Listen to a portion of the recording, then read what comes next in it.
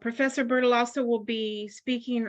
Her topic will be reformulating the modern idea of scientific progress.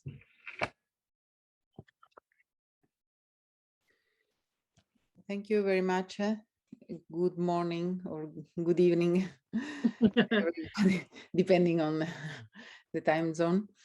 It's not easy to keep the emotional atmosphere high after the previous presentation. And I'm really grateful and thank you very much, Kathleen, for your talk.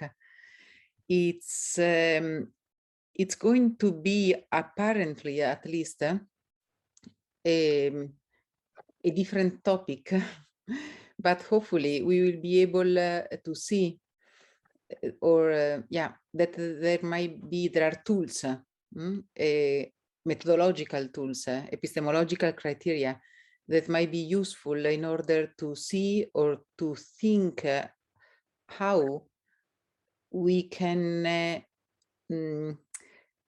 make much more evident the empirical value of the kind of facts that Kathleen has been presenting up to now. So let me share the slides. I will go faster through some slides, not to bother you with technical details. I'll try to use the time I have for the presentation to give you instruments, right? Theoretical instruments to maybe, hopefully, to understand better what we have been hearing yesterday and this morning. You received the complete version of the slides, so just feel free to keep them on your laptop or whatever, because I won't probably use again, especially the written slides too much, but we can go back to those slides in the discussion if needed. Okay. As you see, as a professor, a philosopher, I always need to give methodological instructions before starting with my presentation. But here we are, and we are. The topic for this talk is reformulating the modern idea of scientific progress. Why is this topic relevant? Or we thought with Dr. Kerr and people, right, in professionals in the association, the volunteer working on volunteering, we thought that this was an interesting aspect to consider, because we have been following from a cultural, philosophical point of view in the last century at least, an idea of progress that was pretty much based on the kind of vision, reductionist framework we were discussing yesterday. In the light, if we think of the natural world of living beings, of human beings, in terms of, in mechanistic terms, in terms of facts, of causes and effects, efficient causes and effects. And we think that it's just a problem of gathering data and of time. The kind of notion, the notion we have of progress is clearly a linear one and a progressive one. So there is it's just a problem of time, and it's just a problem of power, it's just a problem of money, it's just a problem of data. But precisely looking at how things work, right, in complex diseases like cancer and other diseases, in psychiatry or in neurological diseases and so on, this is not the case. we see that there are things that do not work at all. And as we commented yesterday, quite often we don't know why this is the case. Okay, so the idea is that we can see and we can look at 5 dimensions of change. I will prefer now to use the term of scientific advancement instead of scientific progress, because the notion, philosophically speaking, culturally speaking, the notion of advancement admits the idea that we can get stuck maybe at some point in the process because a new insight is needed. And this requires time. This requires teamwork, not just one researcher or one physician saying something new in the world. It's a process is needed, a new process is starting, and this process takes time in order to be established and culturally acknowledged. So this idea that there is a progressive change is something that underwent also somehow cancer research challenges and so on.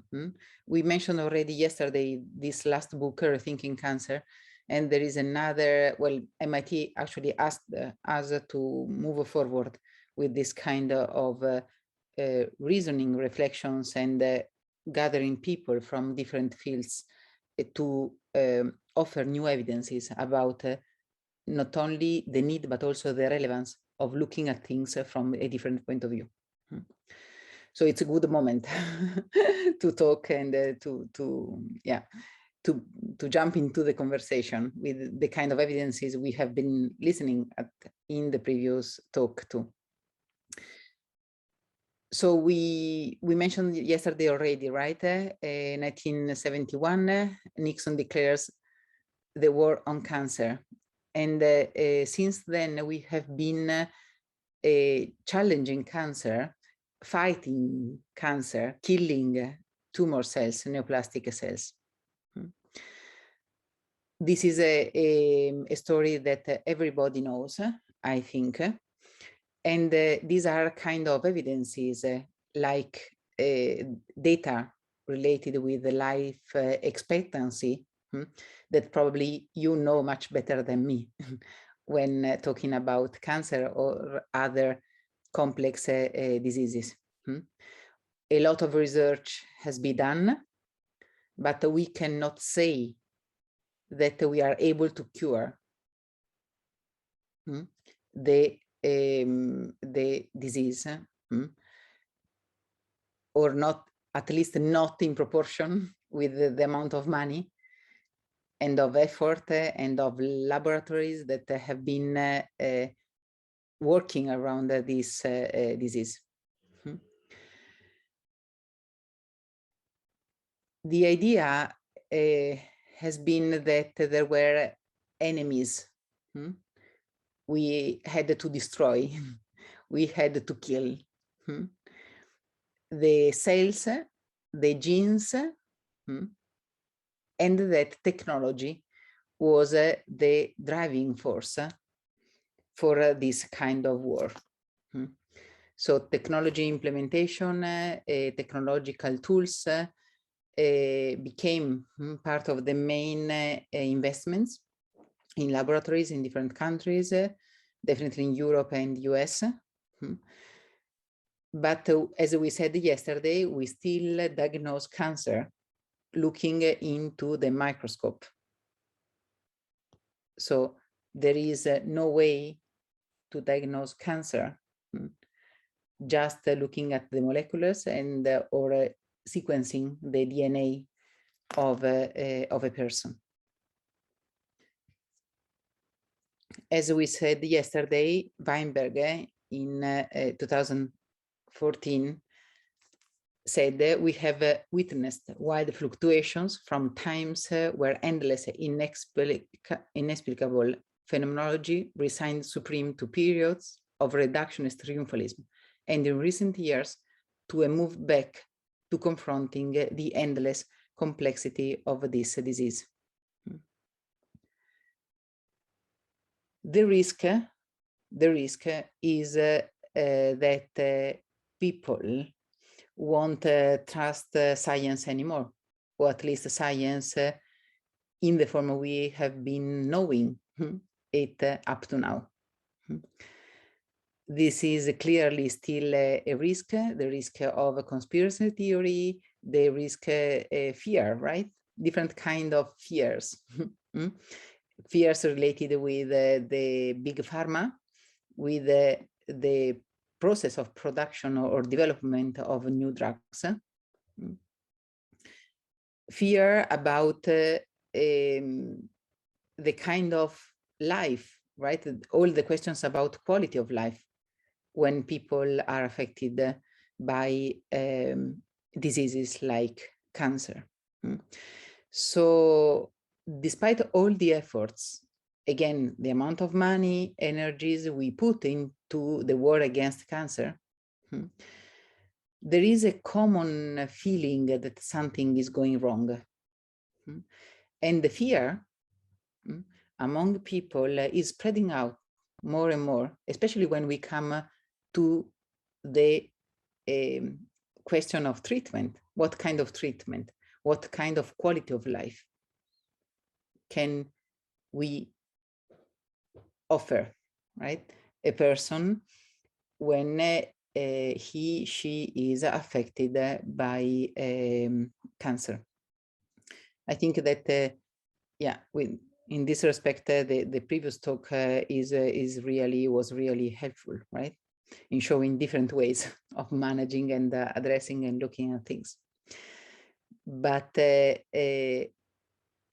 let's keep our attention focused on this notion of progress, right? The idea of a linear progressive account of science have fallen, but are still attractive for the public. They are still part, quite often, of the narratives of the big pharma. Of course, philosophers have been working on this notion, and there has been very different attempt, I would say, to talk about this. Here you can find some names of philosophers. Some colleagues of mine have been offering different, interesting, in my opinion, contribution with on this aspect. My proposal is that we should consider, in order to understand when and why science works, five dimensions plus 3 aspects on the top. You can read them on the top. We go back to these slides all the time, so you don't need to take notes or pictures.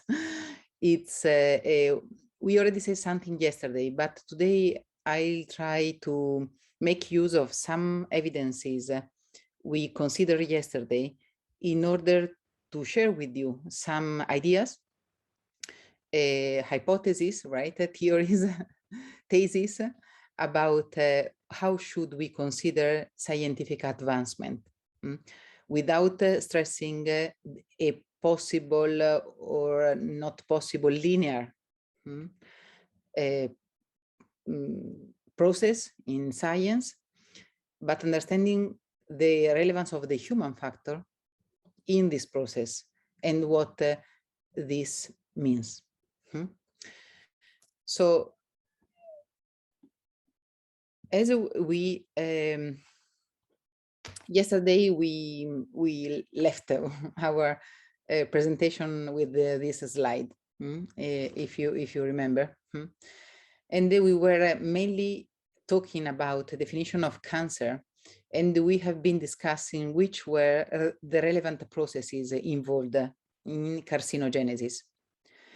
Again, if you now think of Kathleen talk, right, it's interesting thinking of cancer as an uncoupling of the 3 dimensions that always structure and are causally interdependent,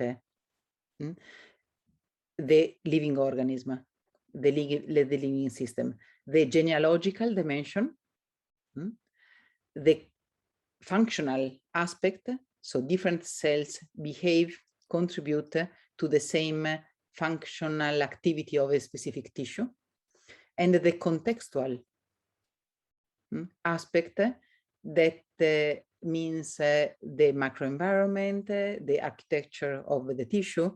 When we go up to organizations at the social level, it also means the cultural aspects, values. Values are very important, clearly, in this kind of discussion.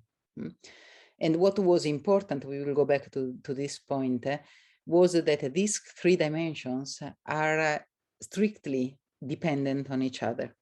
When we affect one of them, there will be a change in the other two at some point in time.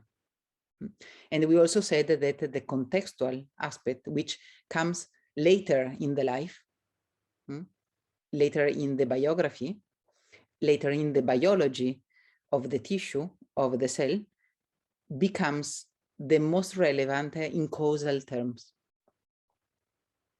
Do you remember the examples, right? Of putting a normal cell into a disrupted tissue and the other way around.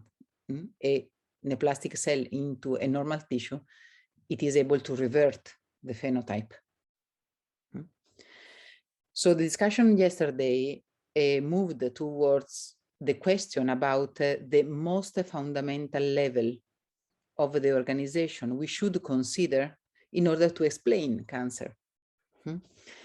And we said that we have to look at things in terms of middle out models. Middle out models means this is not an easy concept, I know. It's a mesoscopic level, the mesoscopic language. I don't know if any of you is familiar with this kind of language, which is common also in the science of complexity, network theories, and so on. So the idea is that we should focus our research, our activity on the level at which correlation maximize depending on the kind of variables I'm looking at. And we think that are relevant in order to explain a specific disease. Think, for example, of the emphasis that Kathleen posed on emotional attachment, emotional dynamics, and so on. She didn't talk about food, right? or not merely about food, maybe food because it's related with the emotional aspect. But if we read things from that specific point of view, we can make sense of much more evidences we have at hand than when just looking or constructing a puzzle with very different factors within it. So this idea is important in order to understand what kind of problems, theoretical, conceptual problems we have been facing with in this kind of diseases, and why it's so difficult to explain why the kind of evidences we have been listening at in the previous talk, right, are scientific, right? There are observations, and there is an effort, which is a human effort. It's not an artificial intelligence operating and giving us the answer, that try to identify the system that can be studied through experimental science. If we miss the system, the adequate system, the adequate level of analysis, we will get lost among the huge amount of evidences of data we have been collecting or we can collect. For this, to bridge this gap, it's clear that we need, as we discussed yesterday already, empirical and theoretical work at the same time. And I think that this is why we are here, right? In a conference, in a congress like this.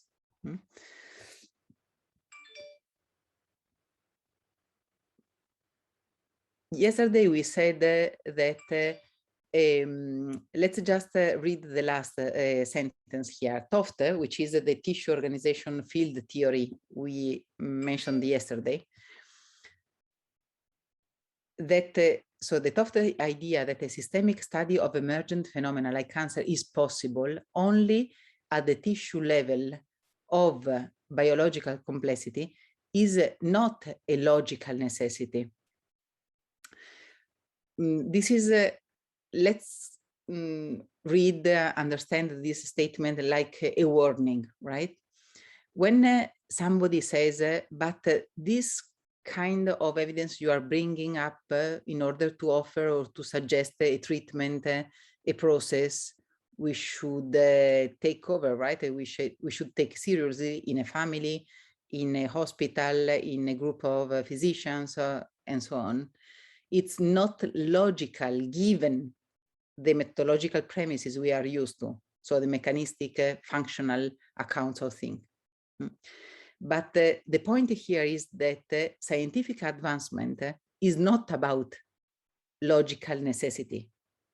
It's about logical relevancies. And what is relevant is a human judgment about what we have here and now at hand, and the specific context in which I am operating. So what is relevant is not an abstract conceptual endeavor. It's a practical one. But in practices, as we showed yesterday, it's important the theoretical framework. It's important the point of view, because that's offering us a privileged access to the evidences we have at hand. So the idea is that we should move in order to understand the merit, the value of the kind of evidence. I'm going back, Kathleen, sorry, but to your presentation, because it was beautiful and quite easy, I think, to follow and helpful in order to think also in these terms, right? It's not a problem of models, it's a problem of framing the problem.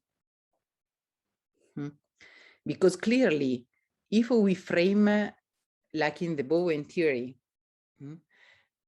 if we frame the problem from the perspective of an emotional understanding of dynamics, from that tension we mentioned yesterday between individuality and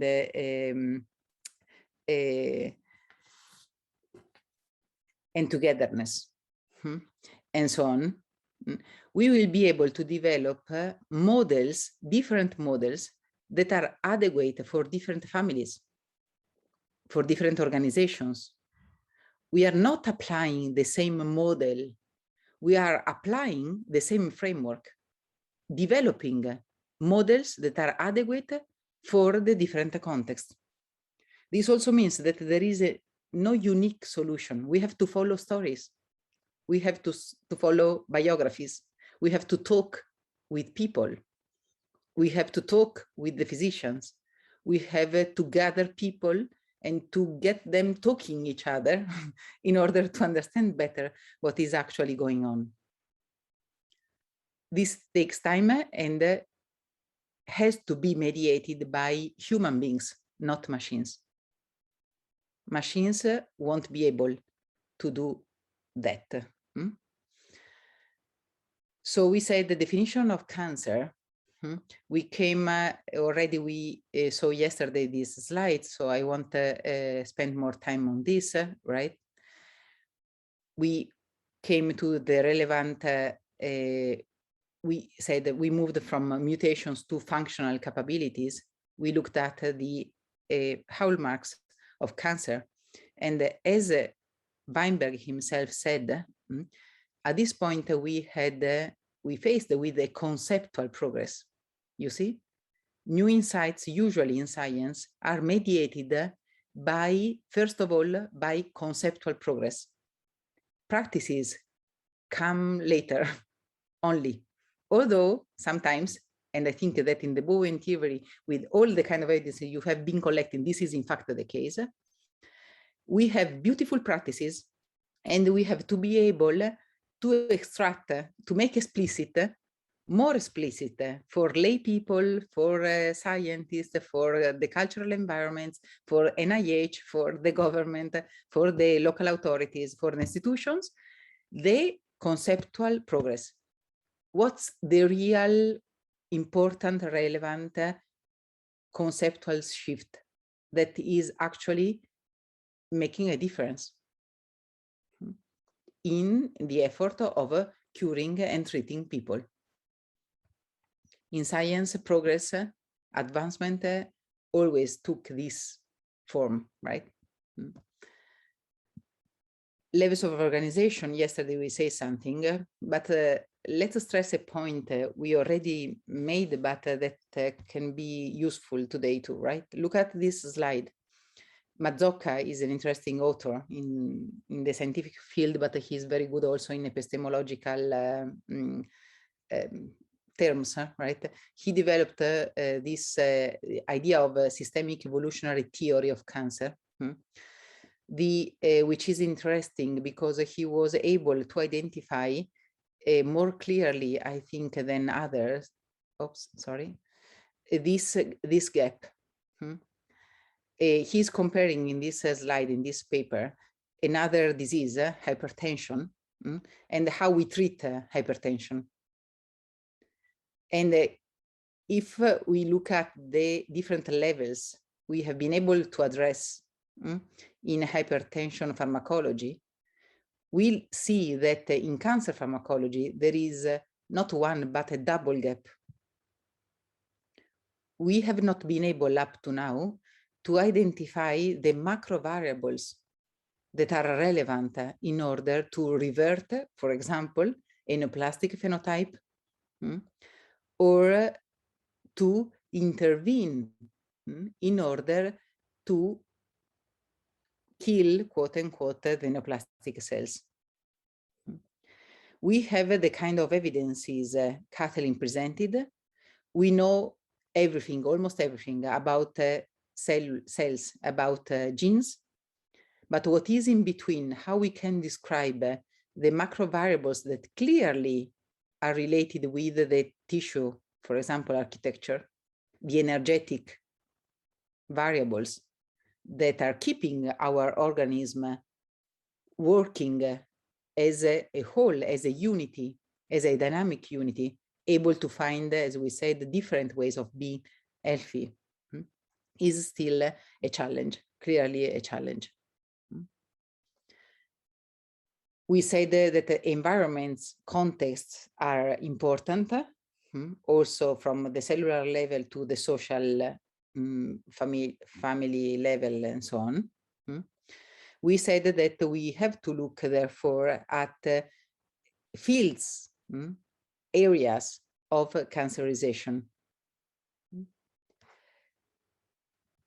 And we stressed that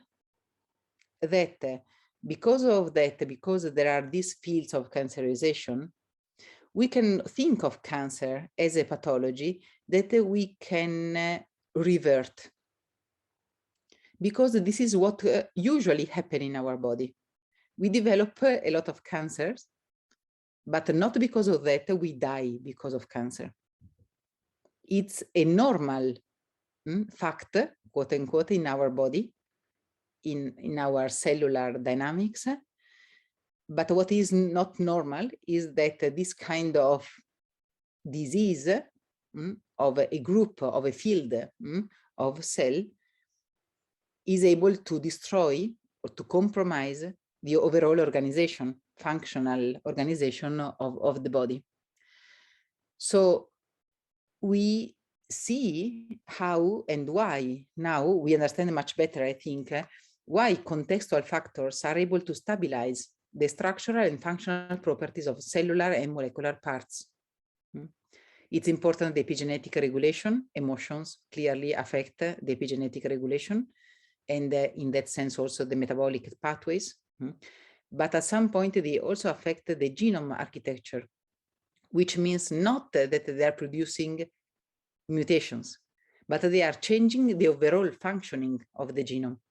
And in this sense, this is amazing. It's a provocation, right, to say something like this. But in this sense, we can think of mutations, of genetic mutations in cancer as an epiphenomenon of cancer itself, not a cause. Mutations in the genome are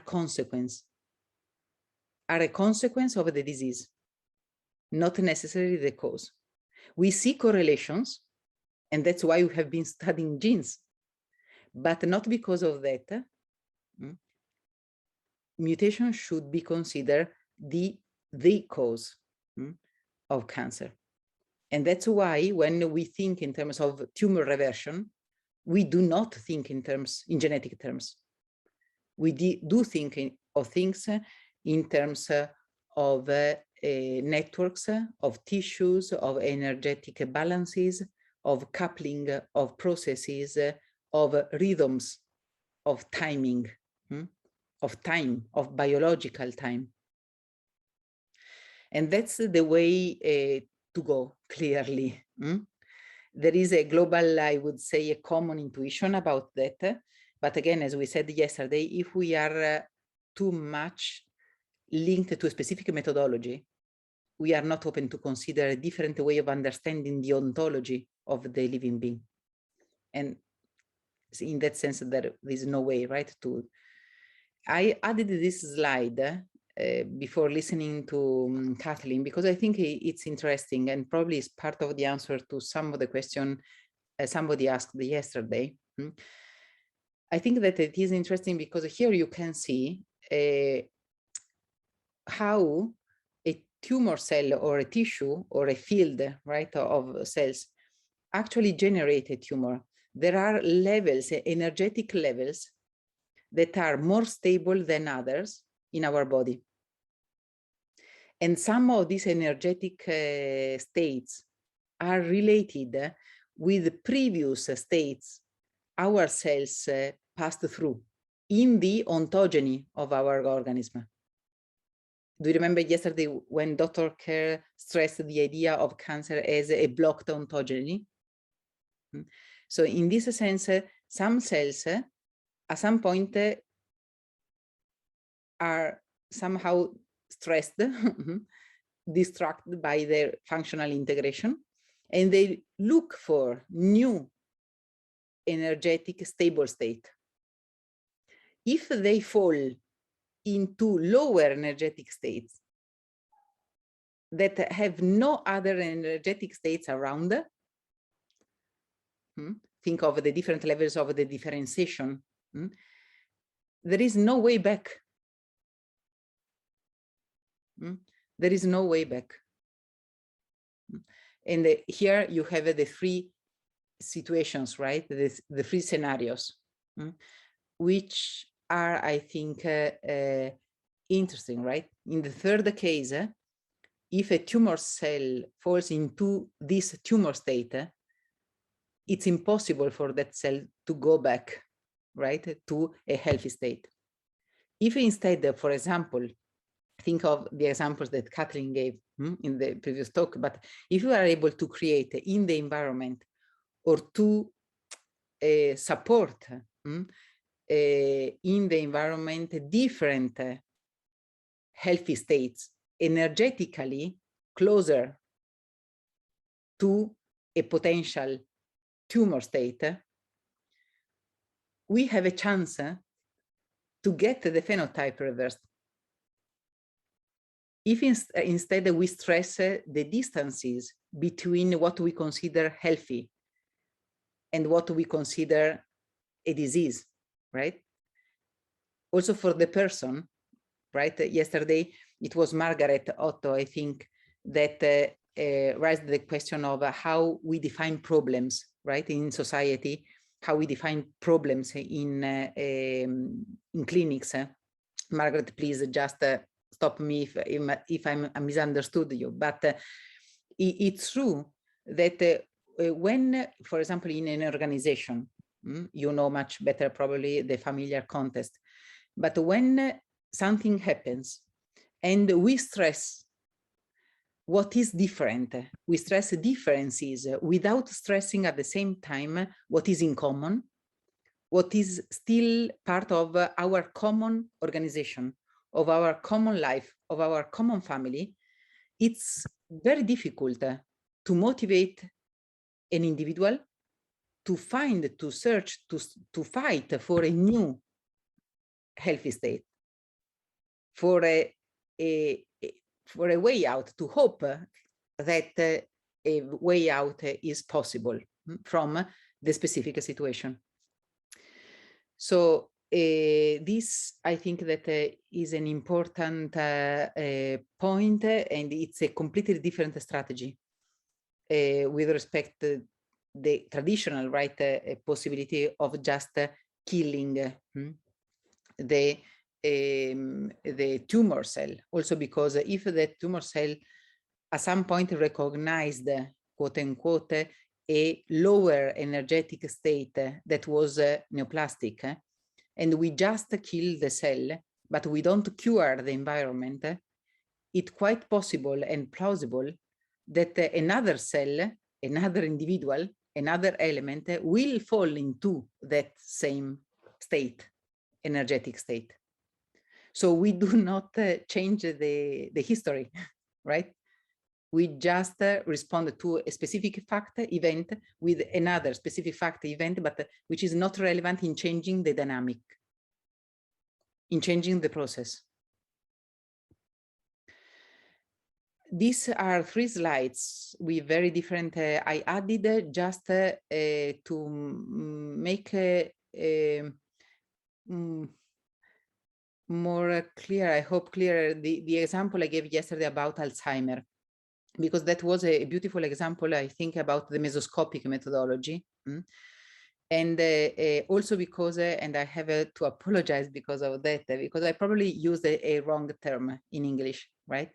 So the idea is that we were able to look at proportions among metabolic values, metabolic functional behaviors of the brain. So it's a problem of thresholds. It's a problem of ratio. And here you have, I don't want to take your time on these slides because it's a lot of information, but as yesterday somebody asked about this, you have here also the references. You can just take a picture and look for the references if you are interested in this specific example. Okay, but what is important for today is that emphasis on the relationships among values, among dynamic values in the area, in different areas of the brain, of the nucleus, of the cell, of the tissue. This is just a more philosophical, epistemological, technical slide emphasizing how explananda and explanantia change over time in the process of explaining cancer. What I'm referring to is that it's very different in the mechanistic approach and in systemic approach, how the explanans emerge. Let's define things first of all. So explanandum, we will refer with explanandum to a provisional description of the disorder. So what we want to explain. And we usually choose a minimum set of characteristic features to be explained. Okay, so genes, cells, tissue architectures, emotions. In the mechanistic approach, the explanans, that means what actually explains that specific phenomena, okay, are by definition interaction and organizations in terms of group of elements that are homogeneous in kind. genes, cells, and so on. While in a systemic approach, the explanations, what is actually explaining the phenomenon, are processes of differentiation and the topological features. If you think of the slides that Kathleen used, she was using arrows, lines, connecting different shapes, right? Different figures. This is a beautiful example of how a systemic approach works. She was not saying there is this, this, and this, and this, plus, plus, plus, plus in a linear way. She was showing all the time a hierarchic but dynamic at the same time, over time, sequences of facts, of events, of changes. This is typical of a systemic approach. And in this sense, the explanans is not merely an interaction, but it's the specific relationship that characterizes that interaction. I can be closed to another of you because I am teaching, because I am learning something from you.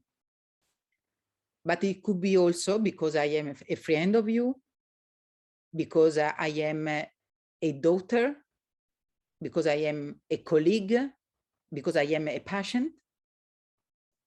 What makes the difference is the specific kind of relationship that is present and that can be treated or can be changed or can be enabled and so on. This point, I think, is important in order to understand how to make explicit the scientific value of the kind of evidences you are working on. So what we are saying is that Mina Bissell, as Dr. Kerr yesterday, right, already mentioned her. So she stressed since the very beginning this idea that we have to look at relationships, not merely mechanistic interactions, in dynamic reciprocal terms. Relationships are always dynamic. Again, think of Kathleen talk, right? She was talking of the relationship between wife and husband, right? There is always a reciprocity. It is very important. A reciprocity, as we said yesterday, at least from my point of view, from what I'm learning in cancer and in organization, I have to say, a reciprocity which is always asymmetric. It's not a symmetrical one.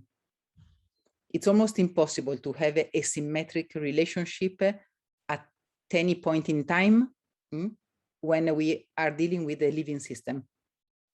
The reciprocity is real and has to be there. But here and now, somebody is talking and somebody is listening. Somebody is helping and somebody is asking for help, and so on. And this kind of asymmetrical relationship is precisely what is keeping a relationship alive and healthy.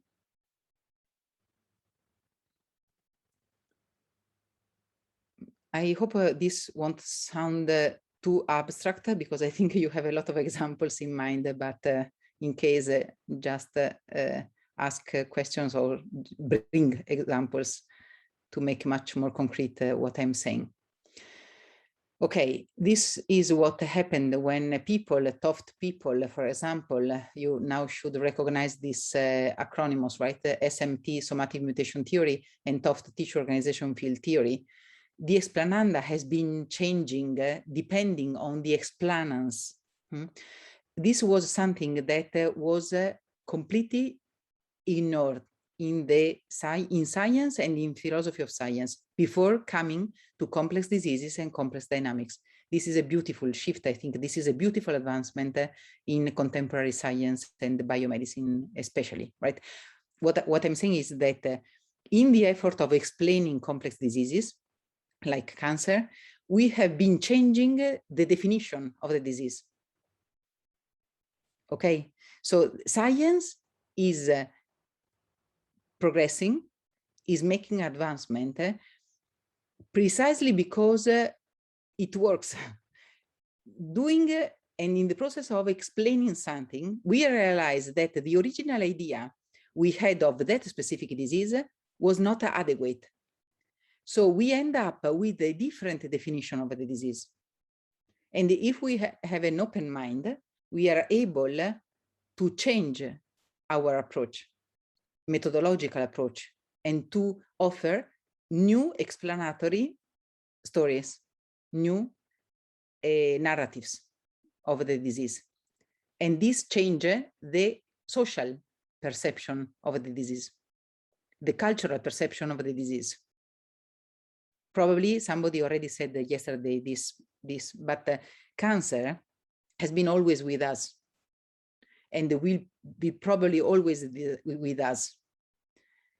But we will be probably able to revert tumors or to transform cancer in a chronic disease, something we can live with. And it makes sense if we think of cancer, right, in the terms we have been looking at yesterday and today.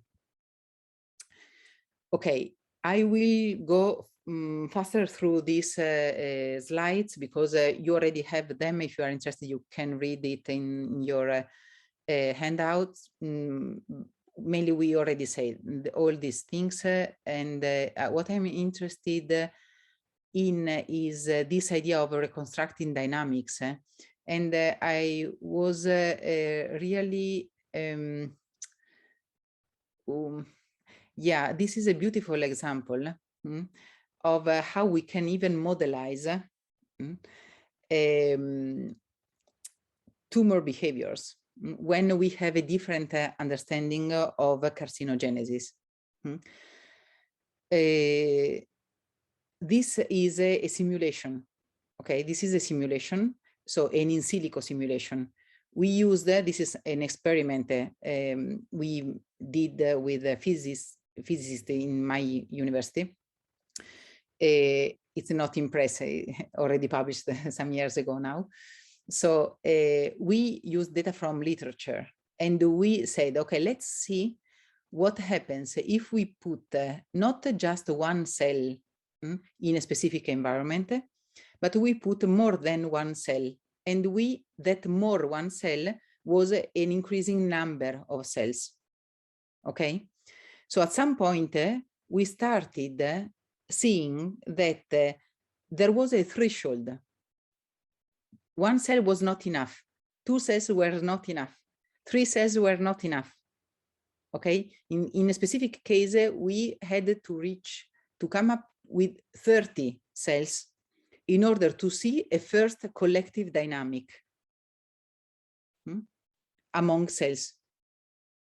And what was even more interesting was then where we were able to disturb that collective behavior that is represented here by these blue sheets, right? You can see 1, 2, 3, but you see that in the second line, for example, there is like a bubble, right?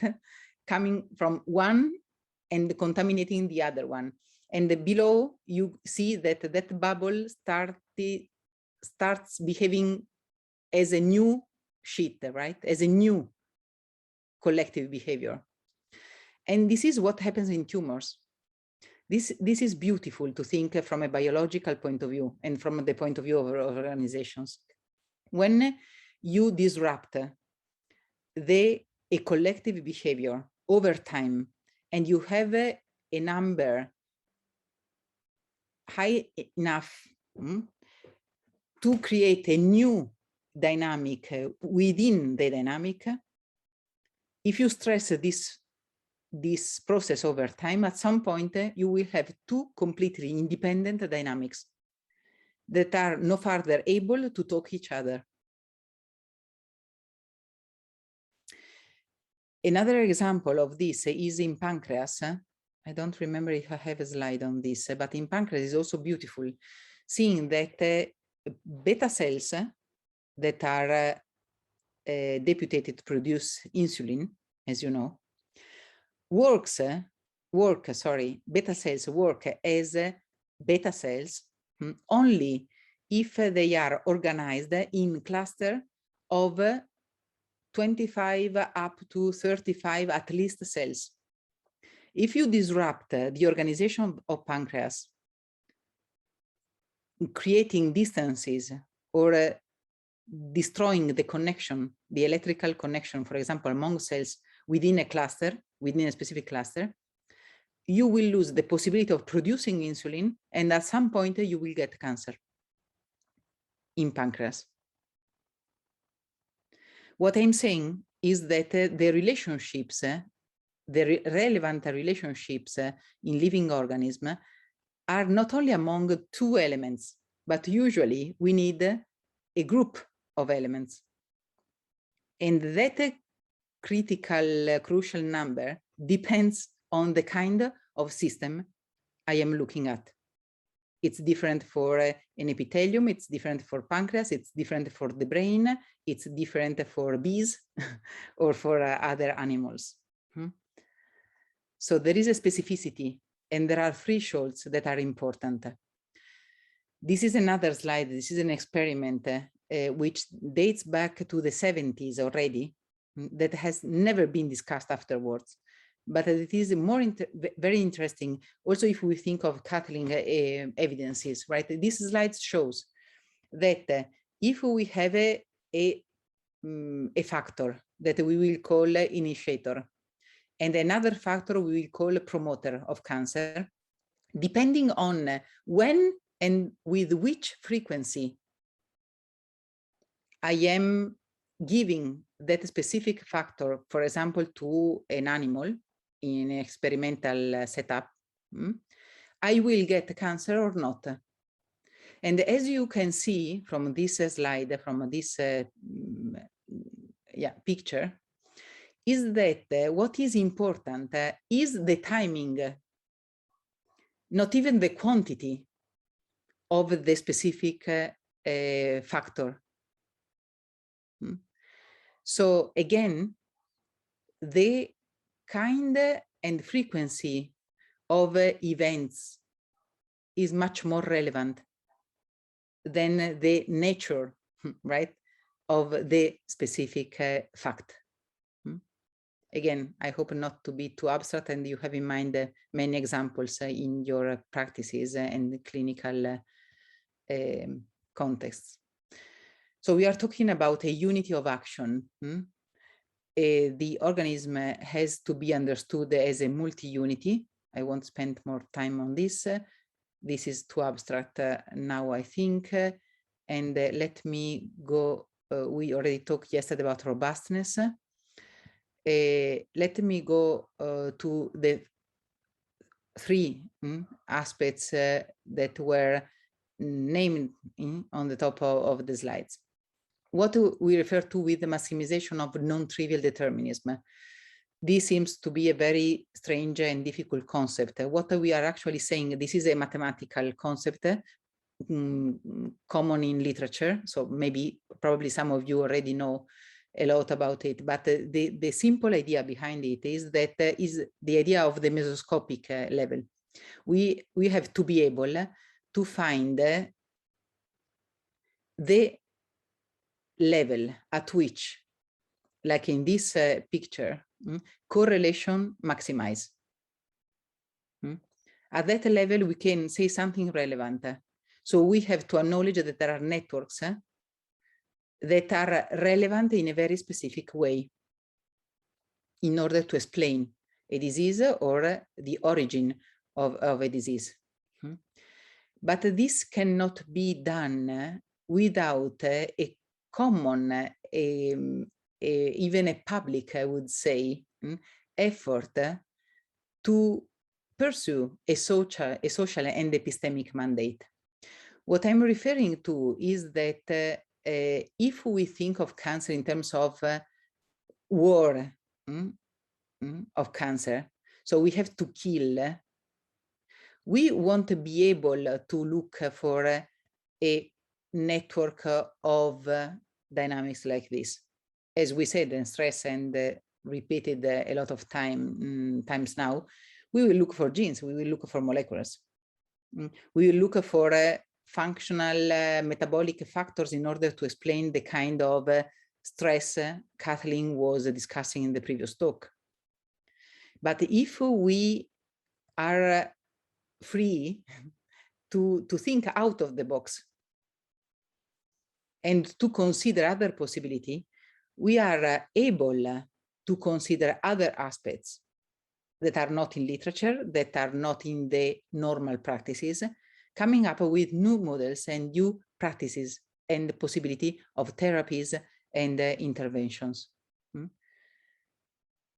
And this at some point will become and increase the adequacy of the scientific practice to the specific domain of study.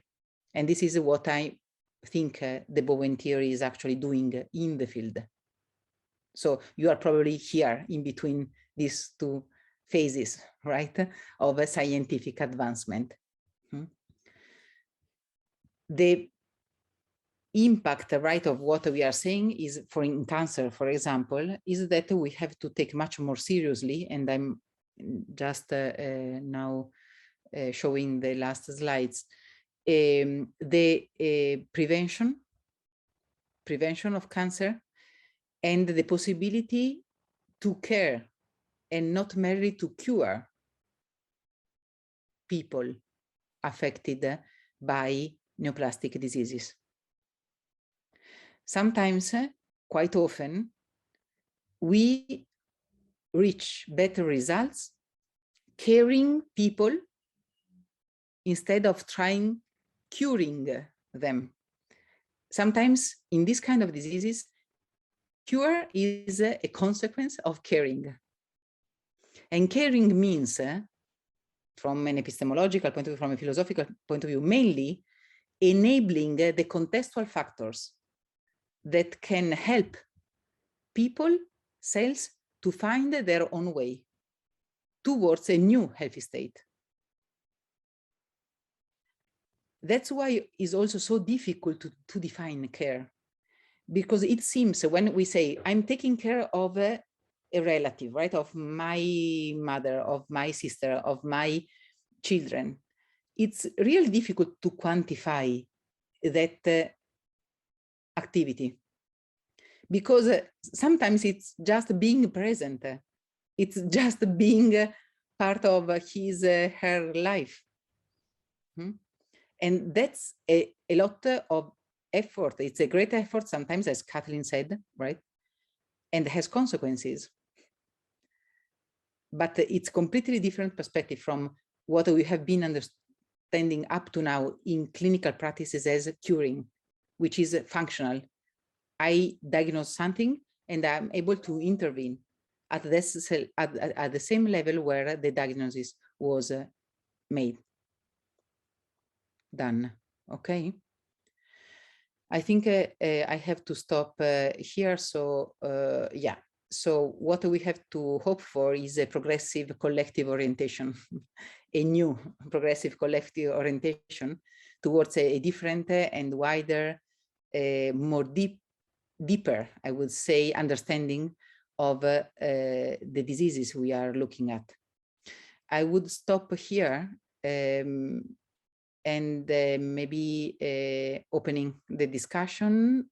If needed, I can go back to slides or show a few more. Thank you. Thank you. So please go ahead and raise your hand and get in the queue. We'll have some time for discussion.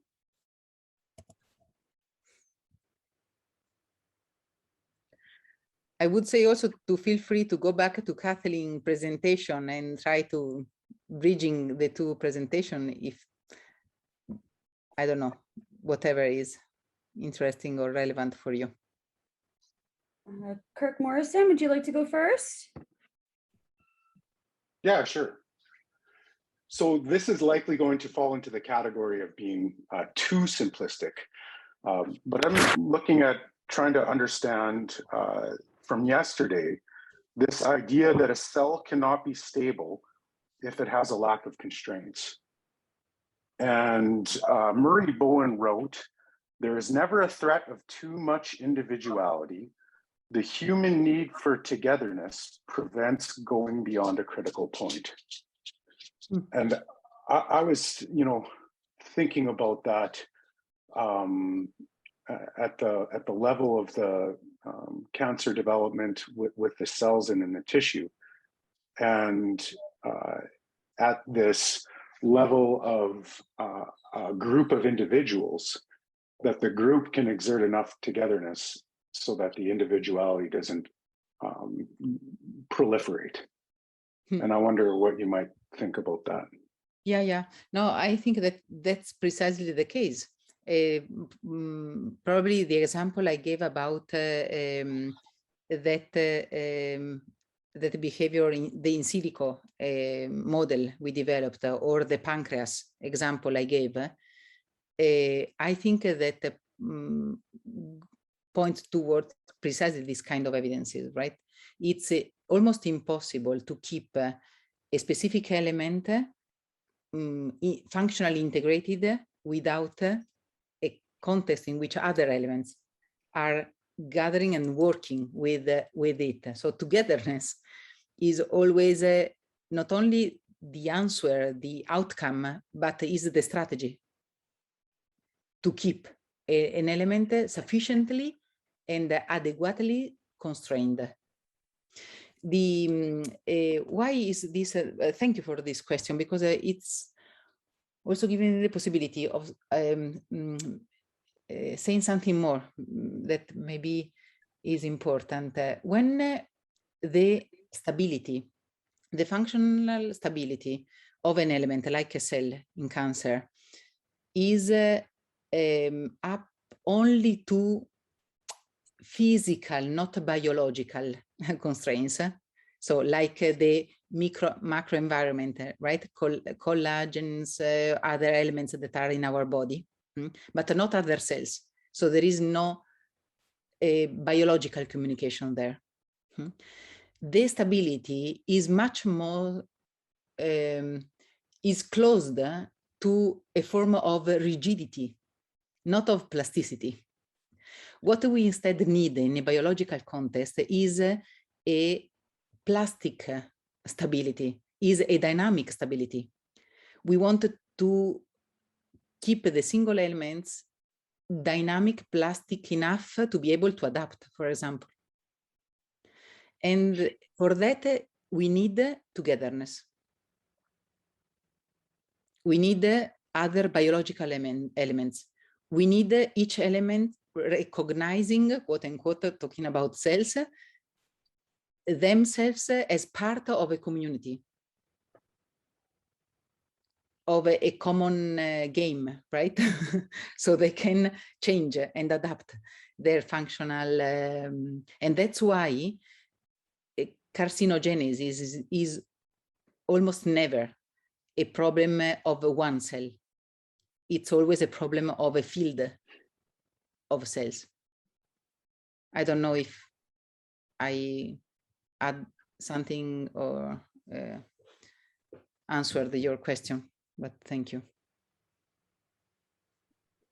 Yeah, thank you. It's just something that I've been thinking a lot about is this idea of individuality and togetherness that's hypothetical within as a baseline for the theory. Yeah, I think. Mr. Galloway, would you like to go next? Thank you very much. This has been fascinating for me. You mentioned at one point that if a system is disrupted enough, there'll be an evolution to create kind of two separate systems.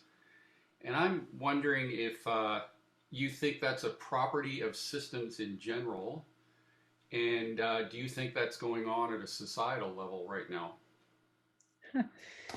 You probably have the answer. But thank you for asking the question. Okay, this is not something new in the science of complexity, because we know since ever, then when you have a network, and even I don't know if you know the language of small words networks, so different layers, right? Different levels, scale Right. of networks interacting. And we do know that, for example, what we consider small hubs, or hubs that are not in a central position in the network, but are like a side issue, apparently, for the overall dynamic. Right. When you lose control over those hubs, you will, at some point, you will miss the system itself, because the system is shifting, is changing, and it happens what they call a singularity, right, moment. So it's like a quick, immediate change that happens suddenly, right, when nobody expects it. Right. And that's because the network dynamics that are precisely related with the system disruption, right? There are thresholds, and the thresholds can be detected or described in terms of numbers of elements. For example, there are 30 cells, and 30 cells are enough to produce insulin, right? In a family, it's enough to have 2 people to say that you have a family, or 3, or whatever we wanted to say, right? Or we think is adequate to say, right? Or in terms of time. So there is like in the slide in that experiment, right? If you give it to an animal in an experimental setting, to those 2 different substances, it's pretty much related with the timing. So how long you stress in that specific way, or in that specific combination of stresses, right? That specific context, that specific system. So definitely it is pretty much related with the kind of robustness that characterizes the specific system we are looking at. That's why we need different models for the different systems, but within the same framework. And definitely in society, this is in fact the case.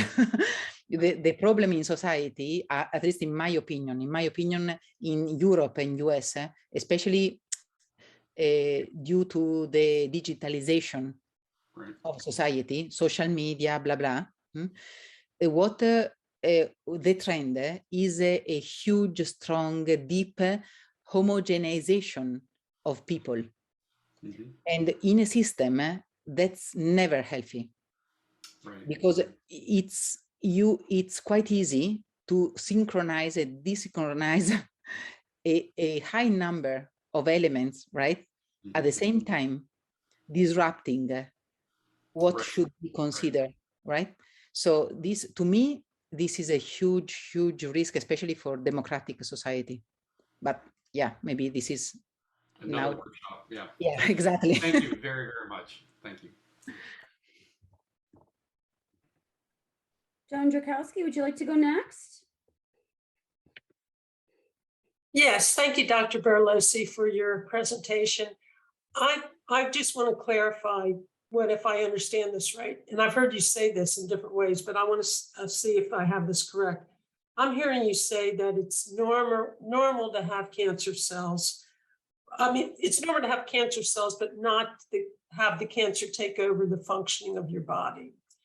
And you had that slide with, had the word landscape on it, with examples of tumor cells, cancer cells that became tumors, and ones where there didn't become tumors, or they didn't develop cancer, where there were more robust cells.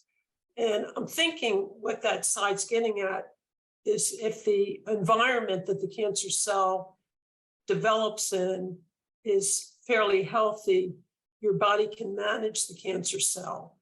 And so for me, that implies your overall health, physical health can contribute. to the emergence of a cancer that takes over. Do I have that right? Is that Yeah. what you're getting at? Yeah. I think that also another evidence of what we are saying is, for example, metastasis, right?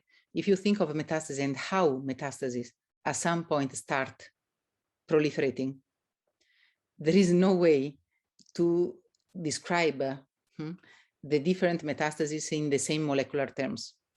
Metastases are quite often, especially when they have spread out, right, in the body, they are very different from a molecular. You can recognize maybe the origin, but the specific genetic setup of those specific cells is very different. So, but they are starting or coming up with a new activity at some point, and all at the same time. And quite often, this happens because the person, for example, has lost a reason to struggle, to fight, to survive, to be to have a hope, right? So, and again, the emotional factor is very important, and the clinical evidences are beautiful from this point of view. So, and it's really difficult to make sense of this kind of cellular behaviors, right, the dynamics, without thinking of cancer in those terms. You have, correctly, I think, summarized. Yeah. Yes, I've observed several people that it seems to be where it's more than just the cancer, where they kind of give up. And there's a number of factors that you can almost predict they're heading towards death even before the cancer metastasizes.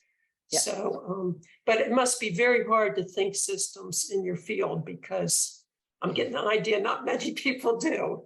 Thank you. No, but time, I don't know, we will reach, sooner or later, we will have to talk about these things much more. The evidences are there. And at some point, it will happen. It will be easier. Selden Illick, would you like to go next? Let me unmute you. Oops, excuse me. There you go. Did I get you there? Nope, can't hear you yet. Can you unmute? There you Yes. go. Excuse me. Thank you very much. Really, everybody, Dr. Kerr, Kathleen Kerr, and Dr. Bertolano. I am very excited about your question, Dr. Bertolano, about, or professor, I'm not sure which, but anyway, I so appreciate everything that I've heard you say. And I love the question about what might be seen in family systems and in cancer. And I have a lot of things have popped into my mind as we've gone through these 2 days.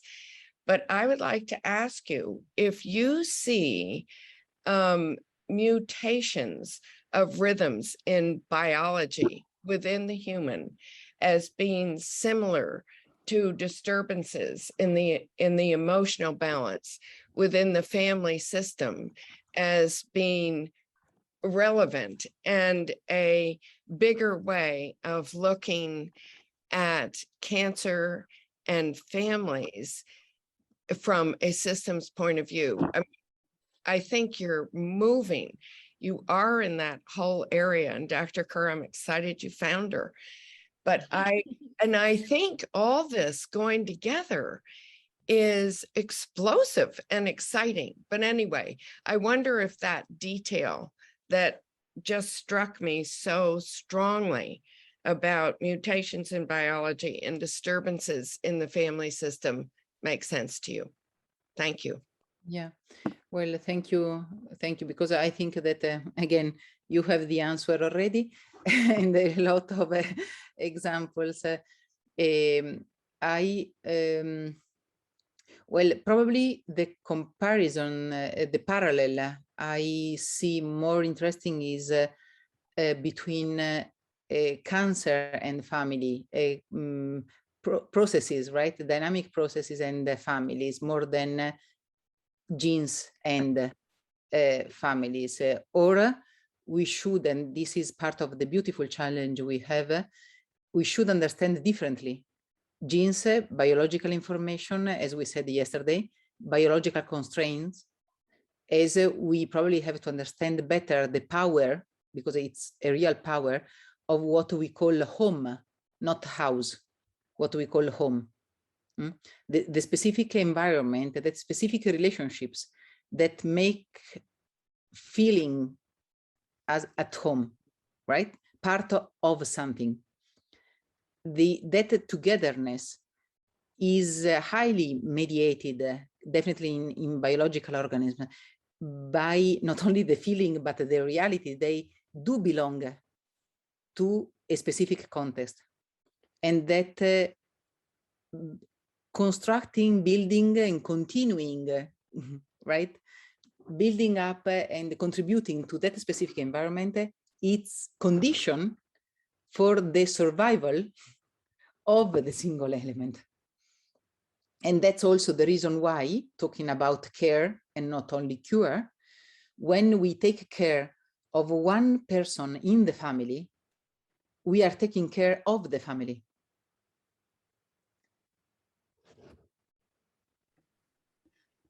That distinction between care and cure is absolutely fundamentally fascinating to me and makes so much sense. And I'd like to communicate with you about that going forward. Yeah. I would really like to encourage you. Sorry, because maybe this is, but I think you have a lot of beautiful and important evidences in your practices, in your in your professional life, that should be, I think, sorry for the should, but should be collected, organized within a wider framework that can be clearly the Bowen theory, right? Making explicit precisely the framework that is making sense of such different evidences, and legitimating different and new ways of intervening.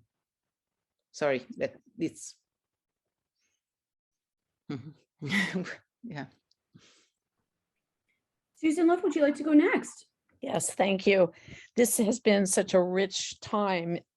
If only we could continue this conversation next week, that would be great. We will find. This comes from your having mentioned timing, time, rhythms, music. With a diagnosis of cancer, oftentimes there's a stopping of one's normal rhythms. And Kathleen mentioned a little bit about, pulling back and rethinking. So the question is really about the role of a pause, a role of stopping, and how that might be managed differently by different people. But I was interested in any of the biological aspects of a stopping. There are people who do body work called craniosacral work. Yeah. And they talk about stopping the craniosacral rhythm so the body can reorganize and move toward a healthier rhythm. Yeah. So it's just scratching my head about all of that. Yeah. No, but this is a very interesting point. I think, for example, another example is starving, right? When some people start decide to stop, right, eating, and they just starve their body. When we don't give food to the cells, they cells, nucleus, the genomes enter a specific phase that is like a biological pause. That is it's a different state. It's a different state that is that can cure, that can clearly cure not only cancer, but many other diseases. The point is that we cannot abuse of this kind of poses either, right? Mhm. As always, we have to, and we lack scientific knowledge, I think, because we have just insights probably and some experiences, but we should organize those experiences in a scientific way to be able to give orientations in this sense in a much more reliable scientific way, right? It's poses as silence. Silence is so important, right? It's in a human dialogue. If we speak at the same time, nobody is listening, and at some point we have to stop talking and we have to keep quiet at the same time. Looking, for example, at a beautiful landscape, a sunset or whatever, right? Together. That is reorganizing our emotions, our epigenetic dynamics and so on, right? And that's definitely part of, they are very related, these aspects are very related with cancer and with also the possibility of curing cancer. I think we don't know enough. And we can, therefore, we cannot abuse of this kind of approaches at the moment, at least, at the moment. But yesterday, it was probably Eric Thompson asking for philosophical approaches, Indian philosophical approaches, right, that are looking at the body, at our mind, at our biology as part of the cosmos, right? Mm-hmm. Now I'm simplifying, sorry, Eric, about that, but that's definitely part of the story.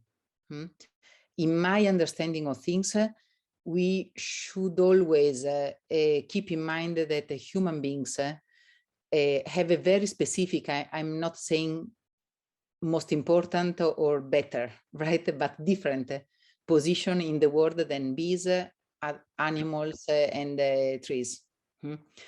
And we relate to each other, for example, through values, the perception of values, the sharing values among human beings is fundamental. And the values are quite often shaping our behaviors and affecting our epigenetics. So, but in this sense, and again, this is something that does belong to living beings. Poses, the capability, the possibility of stopping, because that specific pose, that silence is semantically, sorry for the, but it's semantically relevant. It's not a lack of something. For a machine, for an artificial intelligence, a pause is a lack of data, is an error. For human beings, without pauses, you don't have an harmony in music. You have sounds, but you don't have an harmony, right? So that's definitely, and there are beautiful examples. Again, we should do much more research, but examples of how this kind of rhythms affect the way our water, the water in our body is organized. And that's why water is so important. And somehow is the medium, the privileged medium, organizing, reorganizing energetic aspects in our body. But okay, this is a huge topic, but important. I think that a lot of the future examples, stories, narratives we can develop to go precisely that direction. What occurred to me as you were talking is the process of meditation, where there's a chance for the mind to stop, and yet the thinking is that one then has access to the deeper dimensions of life. So the stopping is not an invitation to something higher level, perhaps. Yeah, excuse me, I'm gonna step in a little bit. We have about 4 more people in the queue, but it's time for us to move into our panel discussion for the afternoon. So I'm wondering if you could hold your questions so that we can just make the transition into the panel discussion, and then we can come back after we get into this part of our day. So Margaret Otto is going to be leading the panel discussion, and so we'll need to have Kathleen, Ms. Kerr, Dr. Kerr, Professor Bertoloso, and Margaret up on the screen. And okay, let's see, do I see Mike? I don't. Have everybody. 1 second, sorry. Shannon's working on it for us. Sorry about that. Add spot, okay. And who am I missing? Oh my goodness, Professor, where are you? Good Lord. Of all people, goodness Okay, gracious. somehow people disappeared. Excuse, yeah, right. Oh my goodness. All right, there you go. There. Okay. Okay, well, I'll start the panel discussion, and Kathy, since your hand is already raised, I will go ahead and have you initiate the conversation among the panel, and then once the panel is done, we'll open it back up to the group. So keep on going, Kathy. Okay, thanks, Margaret. I have this irresistible togetherness force to drag Murray Bowen out of his grave, put him on a plane with me to Rome, and to sit in a room and drink enough with Marta Bertoloso until the 3 of us reach wisdom. So I'm sorry, but that's my, and we can each drink our favorite libation. I want to make a couple of quick points. I think that the highlighting of teamwork is crucial. And I think that there's been a kind of teamwork around implementing Bowen theory in clinical practice and in one's own life that adds up to more in 2022 than when Dr. Bowen was first developing the theory in the 50s and the 60s. And I just want to note that. I want to note that I'm really impressed with the idea of a middle level of explanation. And what kept coming to me is a Toft of the family emotional system. The other is the importance that was placed in the presentation of human judgment about relevancy. And for example, the importance of complementary and auxiliary medicine. I had the interesting opportunity over the years to know a number of people with cancer diagnoses who implemented all different kinds of ways of approaching the problem. And I guess I would say 2 things stuck out for me. One is sort of how far down the pike the emotional system was at the point that the cancer was recognized, but also the amount of agency that the person operationalized in addressing their cancer or any disease. I had the privilege of sitting with a very good friend in a room many years ago where the surgeon who had done her biopsy came in the room to tell her the results, and I was her ride home. And he asked her whether she wanted me to stay. And she said, if she's up to it, I'd like to have her stay. And then I had the privilege of listening to him describe that she did have a serious cancer and that he had a recommendation as to how to approach it. And I was really struck. This guy was a wise surgeon. And he said, there are 2 ways to approach this. You become your own doctor and you decide all the decisions about how to treat yourself, and you go from there. And you engage helping professionals to help you implement those decisions. Or You choose the best doctor you think you found in the panoply of doctors out there, and you go with his program of treatment, and you trust that he knows something. He said to her, don't mix those two things up. Those women die. And that phrase has always struck me and stayed with me from that point on. Cancer as a natural phenomenon. It's in the body all the time.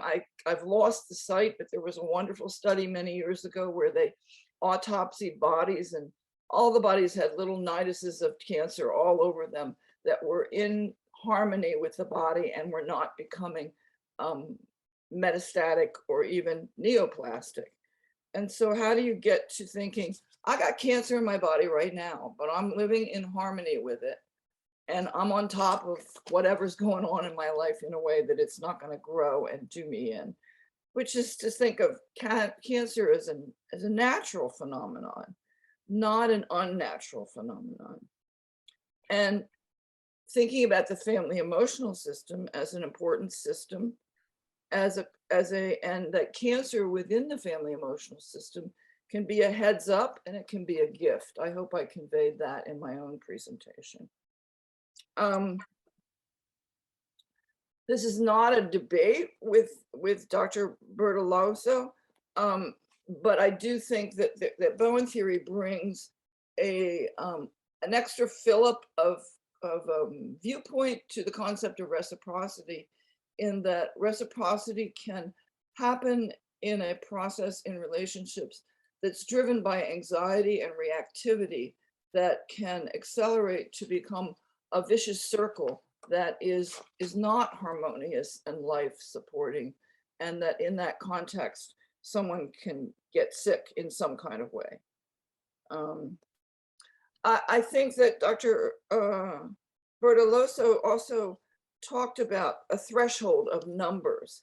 And the way I've thought about that is what I think of in my emergence of a system is there was a perfect storm of convergence, in the sense of that wonderful book, The Perfect Storm, about where there's multiple variables interacting with each other all at the same time. And it's more than multiple regression. It's system, it's interaction between those variables, and those variables energizing each other and pumping each other up, that leads to a climate that's good for a cancer. I guess the last thing I'll say is, and that addresses the question of timing. If you're in a perfect storm, the timing of the development of a cancer is sort of obvious, but how do you know whether you're in a perfect storm until you then you realize, you wake up and realize you're in a perfect storm, and that gives people a choice of exerting agency over what goes on from there. And I think the concept of care versus cure also gives people agency to exert what will be most useful to them. I've watched people with serious diagnoses, cancer and others, exert agency in saying, no, don't give me that. Yes, please give me that, in a way that is useful for them and helps them to gather the strength from the resources around themselves and to improve their chances of surviving. That's a lot, but my mind is alive with the synergy of the last couple of days. I'm going to shut up.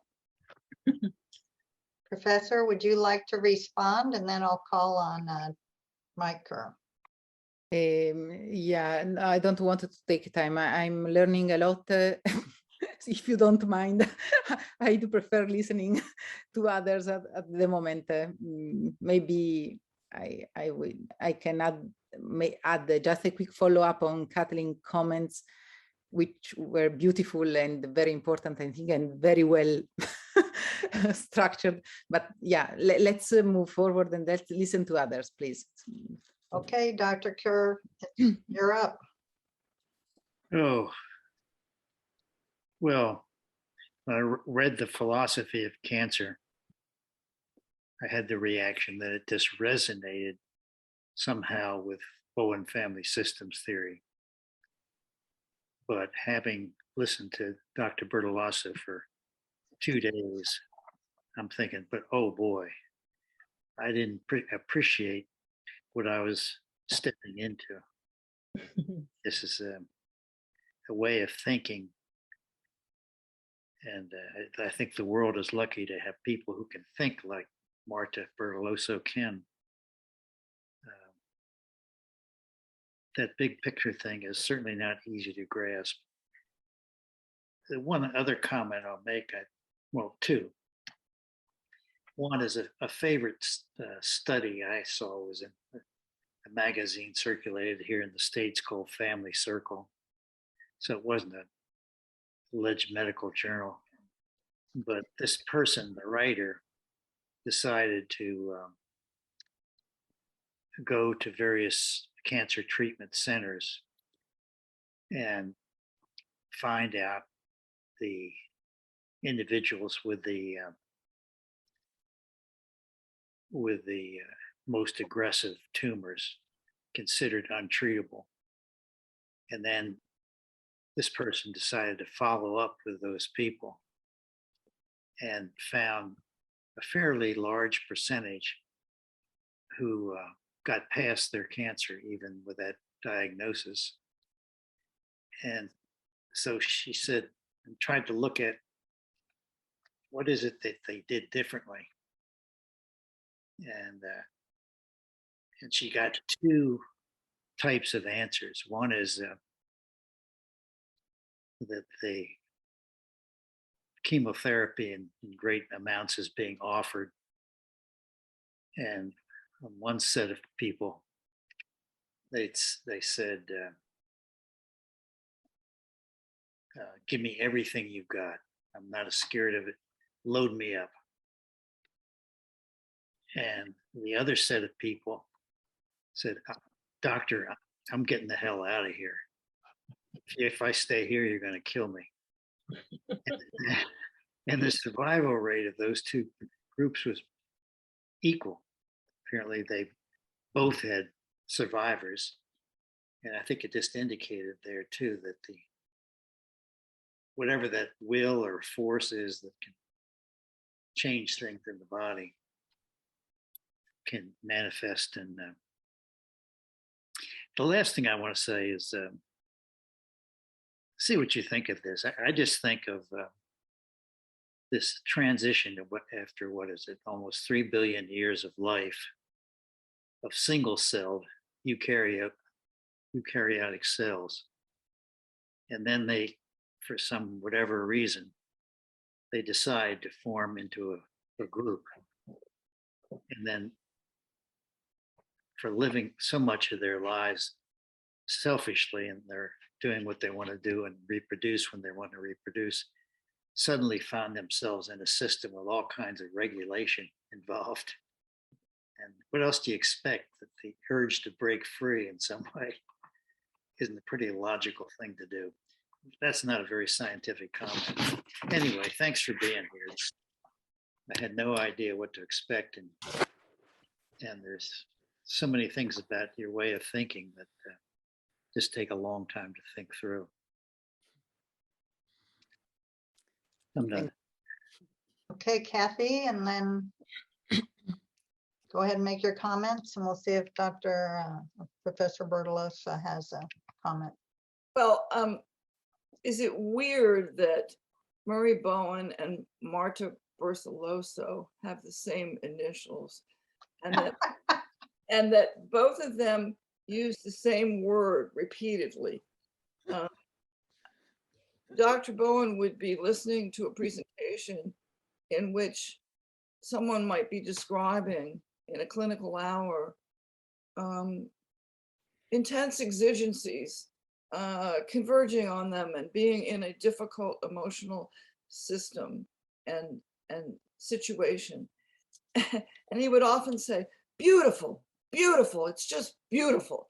And I'm listening today, and it was, the beautifulness is, if you look at the system, this stuff is, it's predictable. It's of course. And then I'm listening to Marta Bertoloso say, beautiful. It's beautiful. Of course, it's beautiful. Anyway, I just think these were, like Anne of Green Gables said, these are kindred spirits that if there is an afterlife, it would be so much fun to put them together. I'll shut up.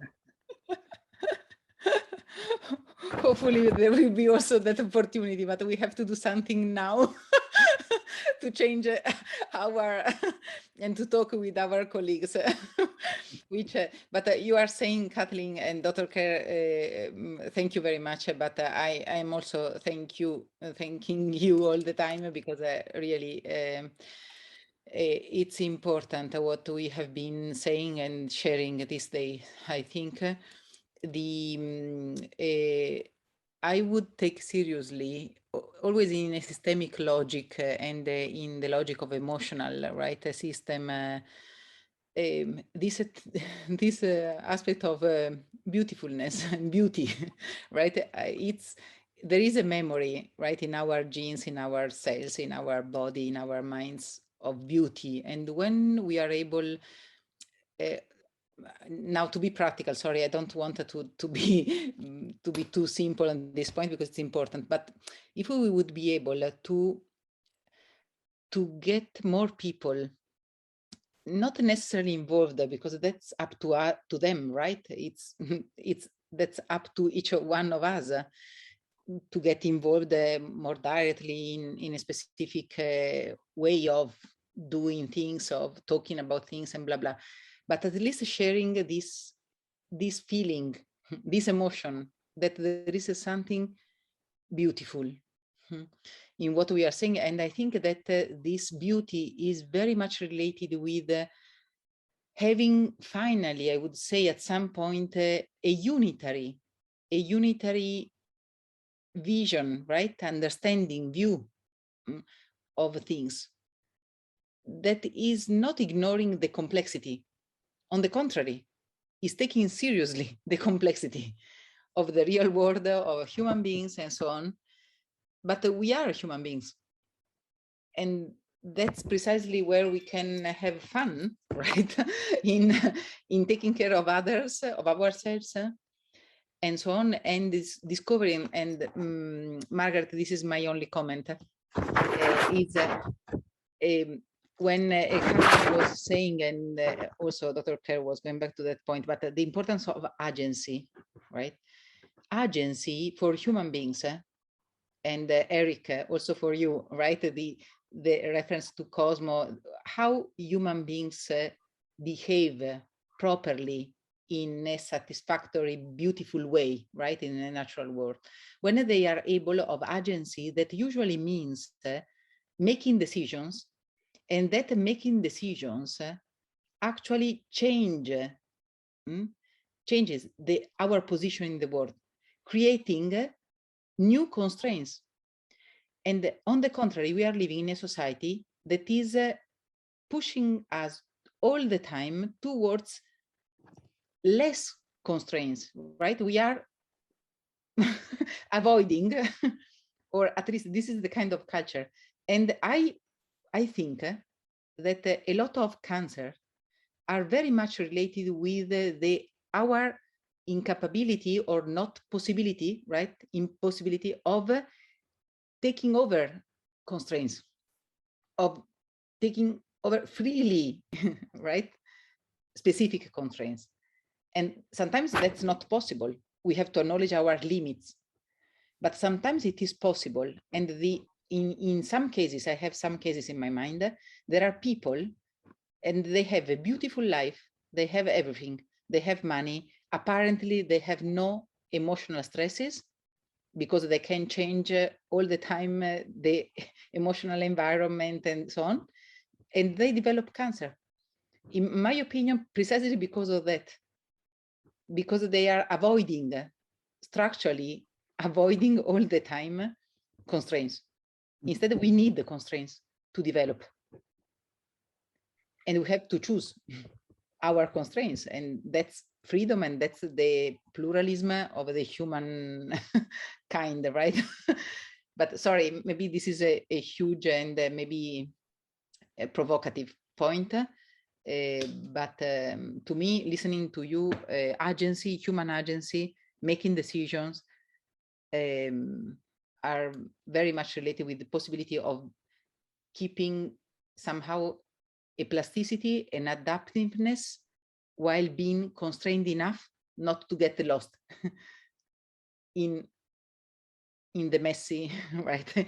In a messy world. But sorry, I would see that as a good description of regression and the cancer cells wanting to return to the water, as Dr. Vincent described. Any other comments from the panel? And then I'm sure there's lots in the audience, questions or comments. Anything else? Mike, anything else you want to throw in? Not at the moment. Okay, I'll go ahead and open it up to the panel. I just think it's fascinating to go from linear thinking and the beauty of systems thinking, and that involves rhythm and timing. Okay, let's see. How do I see everybody's hand? Can I help you with that, Margaret? You sure can. I can handle Ms. Ann Nicholson is next for questions. Well, I want to thank all three of you for a major contribution, not only to my thinking, but I think thinking that is that the world needs to hear. So, Dr. Bertoloso, this question is for you, but also for Kathy and Mike. When you think of cancer on the group level rather than the individual level, how would you see thinking about treatment being influenced by that shift in really a different way of thinking, a different paradigm? Okay, who would like to answer first? I think that Dr. Keller has an answer, and probably Kathleen also too. But just to give you a quick example, Mina Bissell, for example, uses acts on stiffness, on the stiffness of the tissue, and we have different ways, right, to do that. Changing the electrical properties of the membranes, for example, or adding elements or physical elements or chemical elements, right, in the tissue, and so on. So stiffness clearly is a systemic parameter. It's not a cellular parameter clearly, but is able to revert in a plastic phenotype. That's just to give you a very, very concrete example. We can say much more things, but please, Dr. Kerr or Kathleen, add or. Okay, who's next? Okay, Kathy.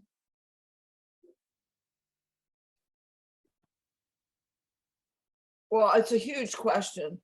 And I guess my initial reaction is that it's an important question. And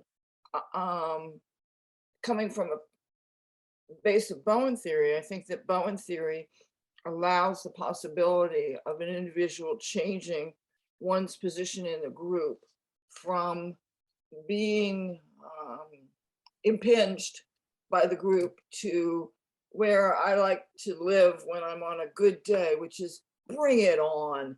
I'm ready for you. Just bring on the worst that the emotional system can throw at me. And I think I'm up to it today. And I think that that's Bowen theory that has permitted me to operationalize that position at key times, which has been self and life affirming. Thank you. Mike, did Appreciate you want to throw anything in, Mike? I'll let that stand. Okie doke. On to the next one, please.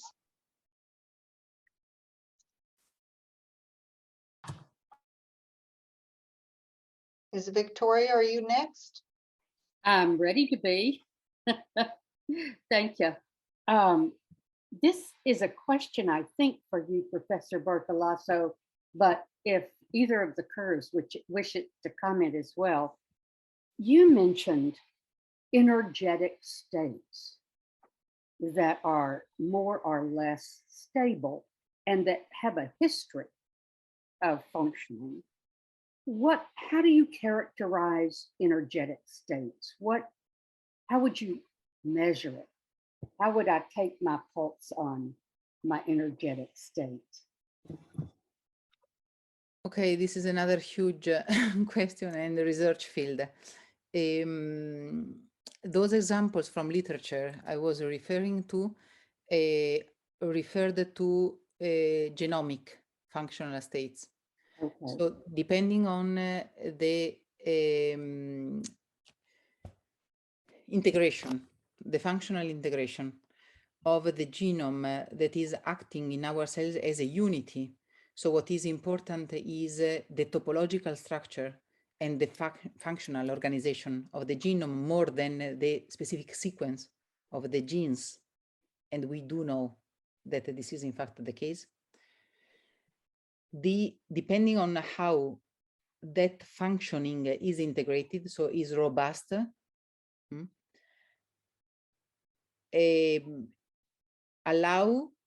allows cells to develop, to differentiate towards different final functional states, or to continue, for example, maintaining a situation, a state of stemness, right? Stem cells are much more plastic than epithelial cells and so on. And that's pretty much related with the energetic state. Well, do you remember one of the last Nobel Prizes working on stem cells? Precisely worked on this kind of evidences, right? In the body, there are cells that can go back somehow to previous energetic states that are somehow more fundamental, energetically speaking. Once we structure the cells, differentiate, they are much more structured, so their energetic state changes. And this possibility of going back and forth, right, in among these different is something that is also related with the plasticity of our body, if it is controlled in the differentiation process, which is a systemic process. When this process escapes the systemic regulation, easily cells go towards neoplastic phenotypes. So how do we measure, how do we see experimentally these energetic states? You can look at the metabolism of the cells. You can look at the amount of calcium, for example, the intake of calcium in mitochondria, for example, that is very much related with the energetic state of the cell. So again, the framework is the same. When we wanted to go in practical terms to see something, to measure something, we can measure different things. Right. But the way we measure those different things are very much related with the framework, right? So for example, if we look at, we did some experiments on this, but if we measure a calcium intake, for example, we know that there are two different waves of calcium in the cells that are very much, this is another story, but that are very much related with the ontogeny of the organism. So depending on how these two waves of calcium are related and are coupled, the cell is in a balanced energetic state or not. Again, proportions are very important, for example, in this kind of observations of analysis. I don't know if I answered or... Oh, in more detail than I'm educated to understand. But what it stirred me to think, and I'll just say this and then shut up, is that it would it would be a fascinating book to compile the various ways of measuring energetic states at different levels of functioning in the system. That there would be corollaries, perhaps, and certainly fascinating research between energetic states at different levels. And my head is spinning with what that might look like. Thank you, thank you. Ms. Kerr has something. Oh, Kathy, do you want to make a comment? And then we better move on. We've got 3 in the queue. Just a very quick one. I think that it would be an analogous process to say, I think, to what Dr.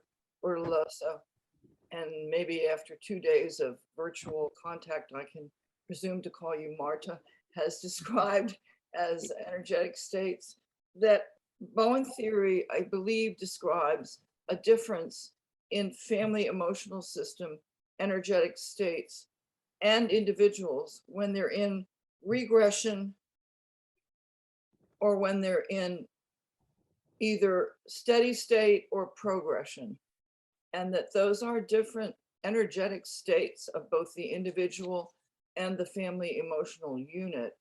And the possibility of thinking your way out of a regression towards either what came before when you were on a higher level of functioning, or even more excitingly, pushing the edge towards a slightly improved level of functioning by virtue of having the experience, is, I think, a change in the energetic state. That's the best way I can say it. Okay, thanks for that, Kathy. Eric, do you want to go ahead? Professor, what are some of the most fascinating dreams of treatments that could evolve out of this way of thinking that you see on the horizon or even beyond the horizon? I think, yeah, I think that definitely the relationships, so human relationships, right, are very important. And if we are able to empower, enable, right, this kind of human interactions, we can care definitely of people much better instead of just thinking in functional terms, right, of medicine and so on, and not in problematizing things, but showing and thinking in very positive terms. So it's not a problem having a problem, it's an opportunity, it's a gift, as Kathleen said, right? But this is a completely different mindset, culturally speaking. So it's a huge work, but it's coming up, I think, because it's very much needed. At the biological level, similarly, I think that we should explore much more in detail, yeah, the energetic stories, and thinking and treating, not targeting organs or cells or moleculars as we usually do, right, in biomedicine, actually, but targeting the system, the system, the biological system in our body, for example, that are cleaning, right? So lung, so all the organs are deputed to clean something, or that are related with the emotional transmission hormones, so to the neural system, that means also the macrobiota, right, in our gut or whatever. Or so targeting systems. I am now I have a PhD student, and she's probably still with us because she was following the conference, but she's studying a medicine that dates back to the medieval in Europe, Hildegard from yeah, can you hear me? Okay. Yes. Yeah. Okay. Hildegard of Bingen. Yes, exactly. And that medicine, that model is very interesting. And if we have a chance, for example, to listen that story, we should again find a lot of convergences. So there is yeah. Again, I think that what is really needed is a change of mind, a change of framework, right? In order to use, to get the most out of all these initiatives, theories, and so on, because they have a great value, but we have to put them together and to create like a sort of collective epistemic awareness that that's the way to go, which does not mean that we have to avoid or to ignore the functional medicine. It's complementary, right? But they are not the same thing. We are targeting different aspects. So there is a new field, a new even business in this sense. Sorry, this is not the question you asked, but the idea is that if we take seriously the systemic approach and the mesoscopic story, we can really find the new observables, and we can be able to develop personalized approaches, having in mind that the organism is, at the end of the story, finding its own way. So we are helping in this sense, taking care more than curing, right? The organism, because the organism is curing itself, and nature is helping all the time if we respect it. And that's also the Indian philosophy and many other Oriental traditions, right? That are pointing the same direction. So it's an interesting cultural moment, I think, because anyway, sorry, it's so considering human beings for what they are, also in science, because we do need to develop new scientific methods and models for this kind of medicine. Or anyway. Thank you. Huge question. Mike and Kathy, anything you want to throw in on that? And then I'll ask Barbara for her comment.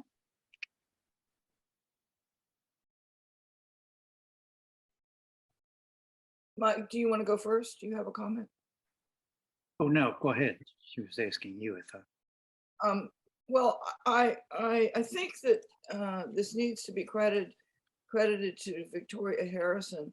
The phrase lending nature a hand. I think that she's the person who coined that some years ago. And I think that Bowen theory can be conceptualized as one approach that can lend nature a hand to unleash the healing properties within the individual and the system and the physiological level. So I appreciated your comments, Marta.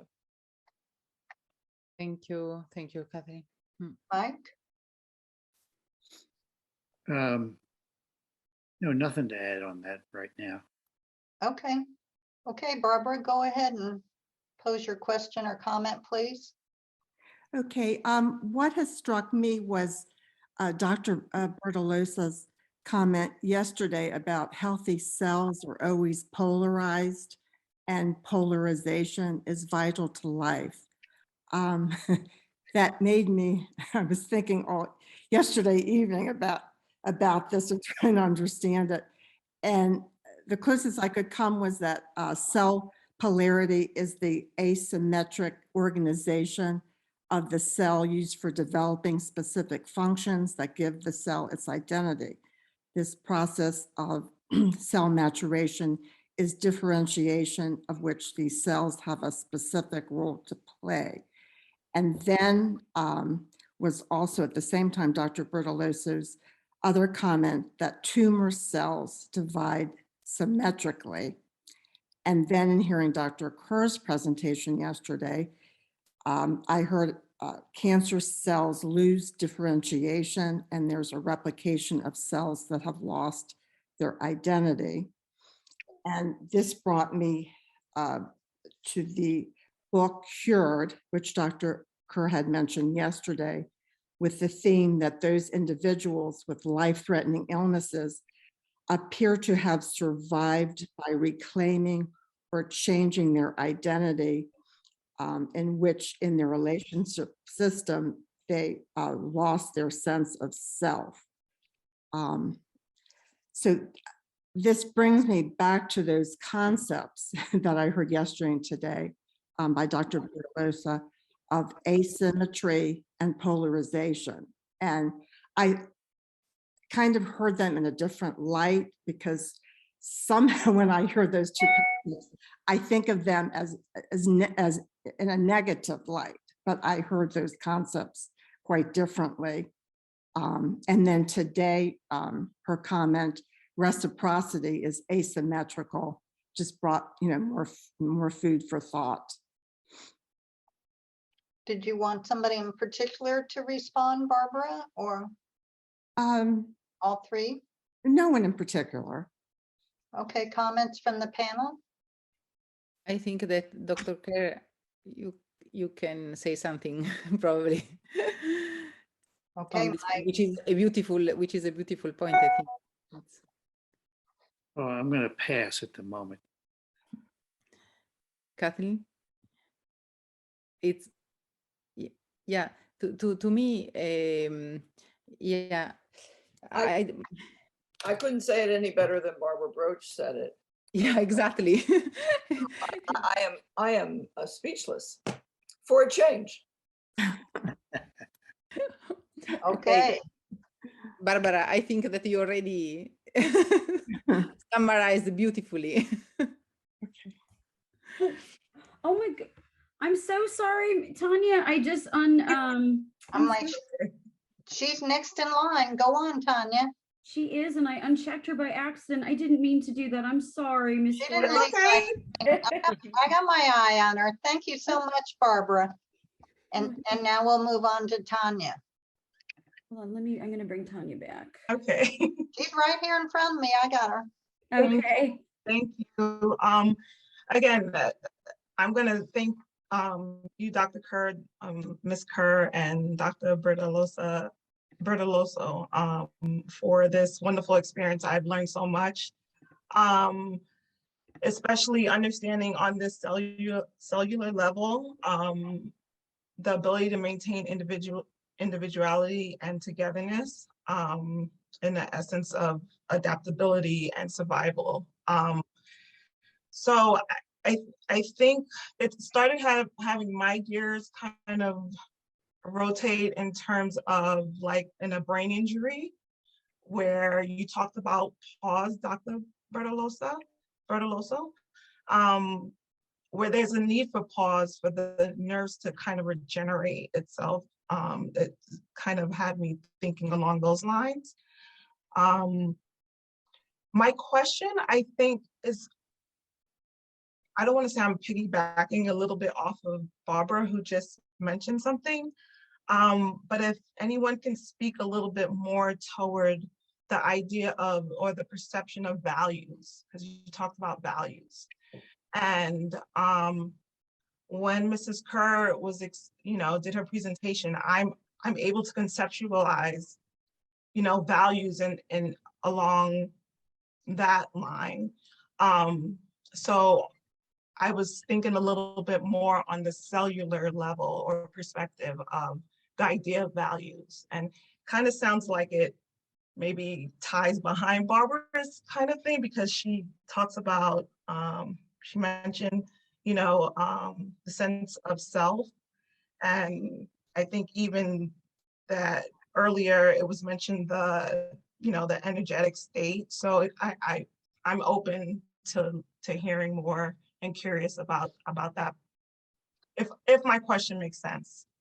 I of think what it I'm makes asking. great sense. And we've got about 2 minutes, minute and a half to go. So I'll ask the panelists to be as succinct as they can. And then we'll turn it over to Carolyn. Great question and comment. Exactly. It's a great question, impossible to say something relevant in 30 seconds. So just yeah, but the maybe what is useful is to consider that again, human beings, we are human beings. We are not machines. We are not cells. We are not animals. We are human beings, and we have a very specific way, right, to develop and to behave in the natural world, in the real world, and which is mediated, philosophically, anthropologically, evolutionary, mediated by language. Language is our capability of making abstraction of a concept that we can share, and we can share beyond our own life, right? So cultural stories, cultural values stay and survive much longer than us. And that's human beings, right? How we behave and live. And so values are very important. Values can be in different cultures, can be understood in terms of principles. Okay, I'm saying values because I'm using a word that I know that in US and Europe we understand in the same way, but it could be principles, it could be criteria, concepts, words that we use to live together. So togetherness for human beings is very much related with values. And those values are important to build, to enable, to construct, to stratify information, identity, sense of belonging. And they can also destroy all this. Ideas are much more viral than COVID. Yeah, great summary. Great. All right, I think we should probably wrap it up. Thanks so much for that wonderful last question. Can I say one thing before we quit? Sure you can, Mike. Run it back over to me, please. I will. Okay, you can take it from here, Carolyn. No, go ahead, Dr. Kerr. Thank you, Margaret. Just coming back from the idea of sense of self, I forget what phrase you used, but I think it's always important to remember that the key thing is gaining some emotional objectivity about a process and then taking action on it. And that's when the changes occur from the action, but you can't do the action without the objectivity. Maybe you're aware of that, but I just thought it might. No, that's helpful. Helps me put in perspective, and then you can name those different actions as values or. Sure. Yeah, just that you stand by them. Okay, Kathy's got her hand raised. Do I dare, Carolyn? Okay, 1 minute, Kathy, 1 minute. No, I can do it quicker. I think This. somebody planted Tanya in the audience to ask that question because it's really a really important question. I want to know who planted her. Really nice summary question, and I thought Mike Kerr's response and Marta Bartoloso's were right on the money. All right, thanks for the wonderful last question and responses and the wonderful panel, and my thanks. Hats off to Carolyn. Dr. Jacobs will take it from here, but you have been the heavy lifter in this conference and so much appreciated. Could I just say, Carolyn, before you start, one thing I don't want to forget. Okay. About how we got in touch with Dr. Bartoloso. I was having a lot of trouble with getting through to her with emails. Yeah, true. And Lana took the trouble to make the connections, and that was the first meeting we had, which included Lana, me, and Dr. Bertoloso. So thanks, Lana, for your part in just making all this happen.